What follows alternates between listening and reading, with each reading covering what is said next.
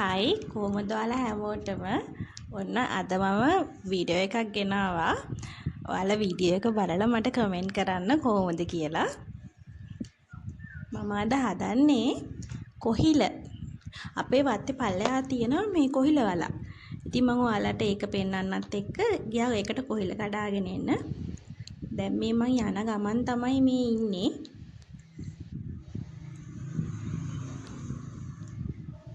යන ගමන් ඉතින් එක එක ඒවා හම්බෙනවා. මම ඉතින් ඒවා ටිකක් වීඩියෝ කරගත්තා.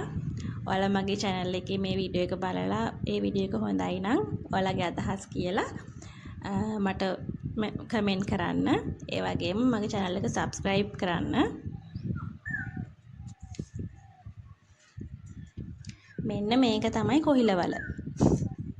කොහිලවල මේකෙන් ඉතින් සත්තු ඉන්නවා. පරිස්සමෙන් මං ගියේ. ඔන්න දැන් මං කොහිල කැපුවා. කපාලා තමයි තියෙන්නේ. දැන් මං කොහිල ටික සුද්ධ කරගන්නයි හදන්නේ. මේවයි කටු තියෙනවනේ. ඒ කටු ටික හොඳට සුද්ධ කරගන්න ඕනේ.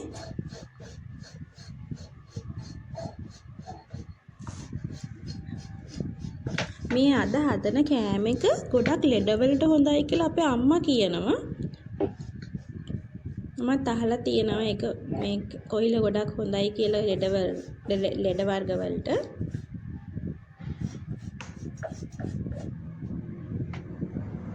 හොඳට සුද්ධ කරන්න ඕනේ. තව මේ කොහිල එකේ අර යට දණ්ඩේ තියෙනවා නිකන් හයියයි වගේ කෑල්ලක්, මෝරපු කෑල්ලක්. ඒ මෝරපු කෑල්ලත් අයින් කර ගන්න ඕනේ.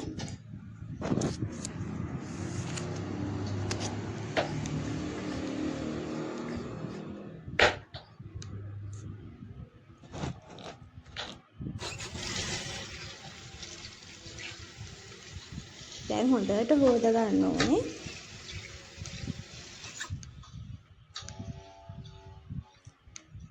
හොඳට හොදගෙන චූටි චූටි කෑලි වලට කපා ගන්න ඕනේ. ගොඩක් පොඩි කෑලි වලට කැපුවොත් හොඳයි.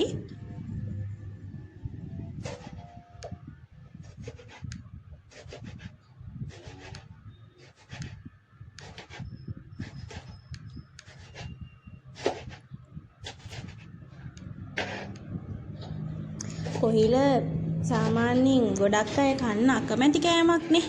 හැබැයි ඉතින් මේ අද හදන විදියට මේක හැදුවොත් හරිම රසයි. ඔයාලත් හදලා බලන්න. දැන් කපාගත්ත ටික දානවා අපි භාජනයකට. කරපිංච තිබුණ නැහැ ගෙදර. ඉතින් මං ගියා කරපිංච කඩාගෙන එන්න. අපේ වත්තේ මේ ගොඩක් ගස් ಜಾති තියෙනවා. අම්මයි තාත්තයි හිටවල තියෙන්නේ. ඉතින් මට තියෙන්නේ මට හරිම ලේසි. ගියා කඩාගත්තා ආවා.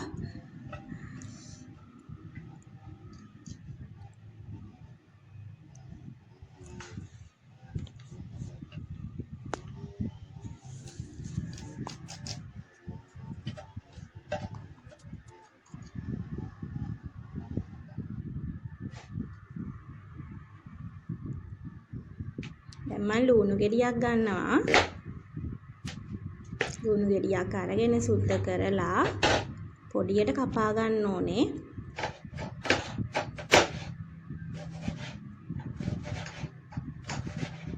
ඔයාලා ලුණු වැඩියෙන් දාගෙන කන්න කැමති නම් වැඩියෙන් කපා ගන්න.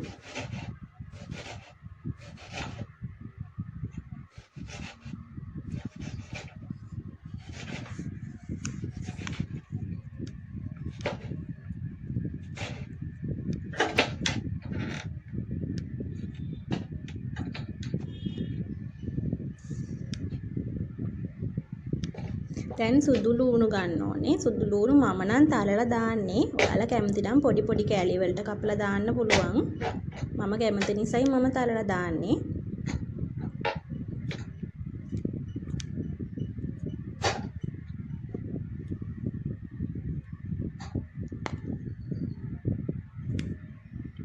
මම මේකට පරිප්පු දානවා. ඒකත් මම කැමති නිසා හැබැයි මෙහෙම හැදුවොත් මාර රසයි. ඔයාලත් හදලා බලන්න. නිකන් කොහිල හදනවට වඩා පරිප්පු දාලා හැදුවම හරිම රහයි.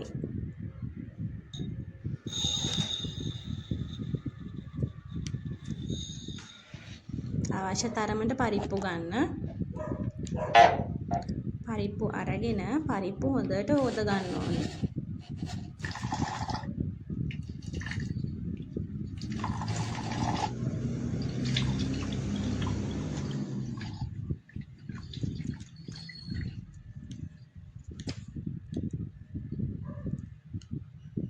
දැන් පරිප්පු ටික හොදගෙන තියෙන්නේ.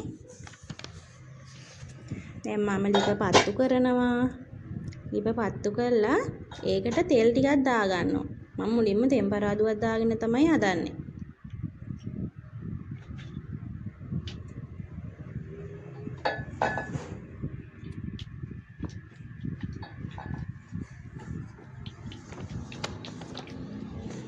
සුදු ලුණු ටික එකතු කරනවා.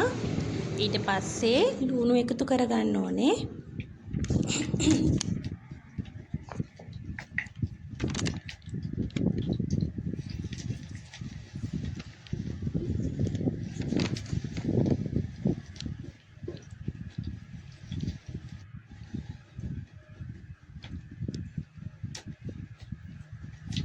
ඊට පස්සේ කරපිංචා රම්පේ එකතු කරන්න ඕනේ.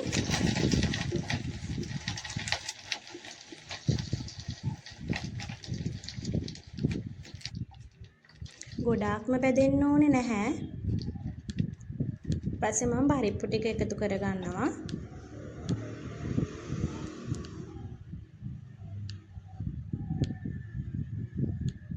පහ කුඩු ටිකක් දාන්න ඕනේ.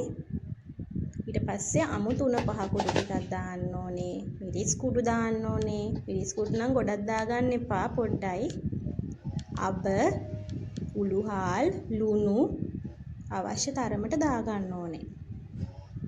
දැන් පරිප්පු එකට අපි කොහිල ටික එකතු කරගන්නවා. අර කපාගත්ත කොහිල ටික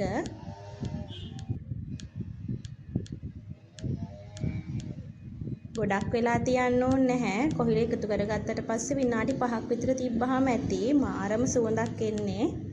මෙහෙම හැදුවහම ඔයාලත් හදලා බලන්න. මට කමෙන්ට් කරන්නකෝ හදලා ඉවර වෙලා.